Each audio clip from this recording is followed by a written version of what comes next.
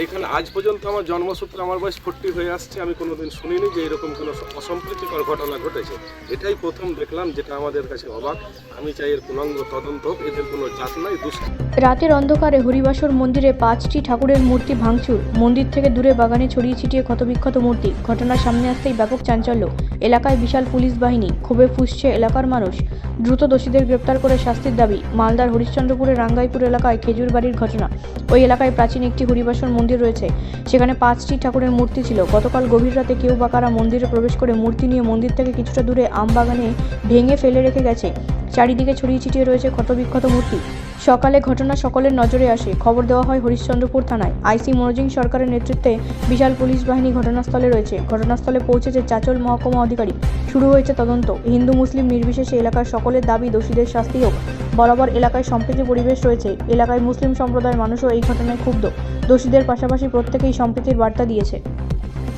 গতকাল রাত্রে প্রায় হয়তো 12টা থেকে হয়তো 2টা হতে পারে, কিংবা 12টা থেকে 1টা হতে পারে।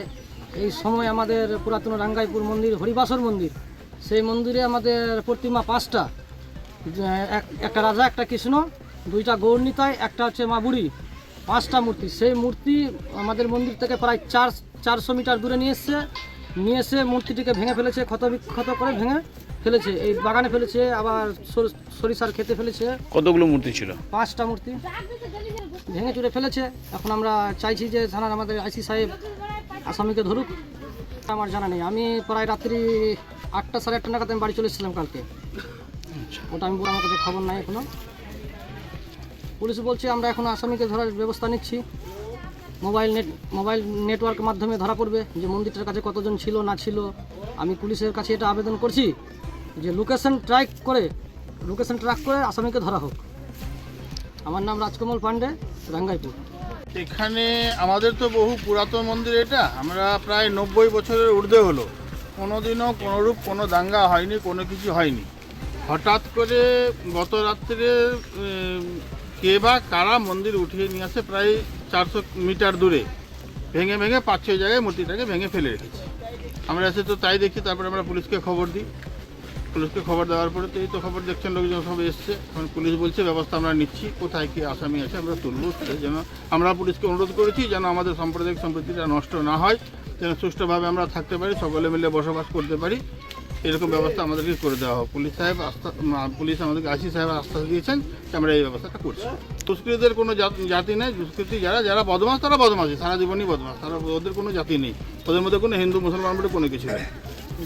রাঙ্গাইপুর, পুরাতন রাঙ্গাইপুরের মধ্যস্থলে মন্দিরটা, সেখান থেকে মন্দিরটা নিয়ে এসে প্রায় বললাম 400 মিটার দূরে, 400 মিটার দূরে এক বাগানে এখানে ভেঙে 5-6 জায়গায় ফেলেছে।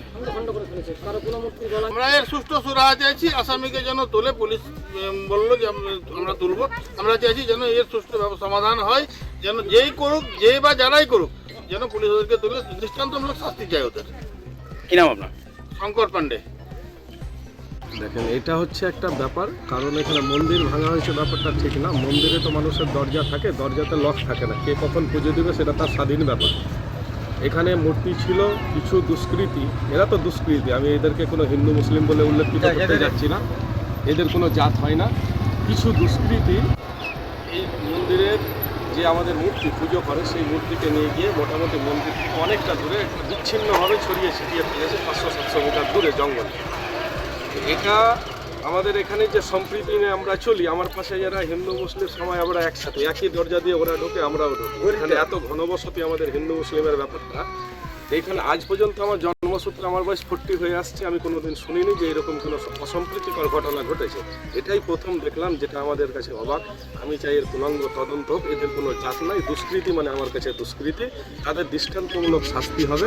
এটা আমরা সবাই উভয়, মানে এখানে কাস্ট উল্লেখ করে বলছি, হিন্দু মুসলিম আমরা সবাই উভয়ে ওর দৃষ্টান্তমূলক শাস্তির আবেদন রাখছি। আমার নাম শামীম আক্তার। ব্যুরো রিপোর্ট, রাষ্ট্রীয় প্রসার বাংলা।